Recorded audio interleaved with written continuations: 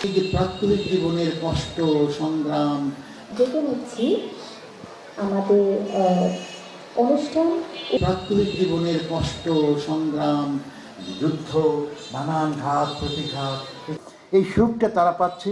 তাদের এই কোনো কিছু পাওয়ার আশা না করে যারা এই একবার এরকম একটা ফুলের প্রদর্শনী হয়েছিল, তার আগে আরেকটি সুলতানা, তাদের ধন্যবাদ জানাবো, অভিনন্দন জানাবো।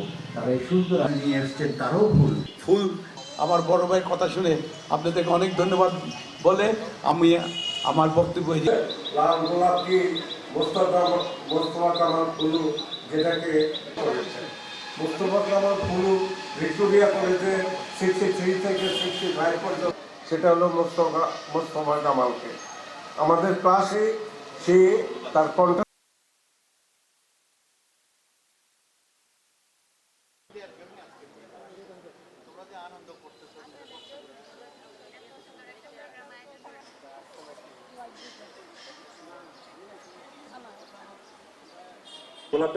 ক্লোজ কর, পিছনে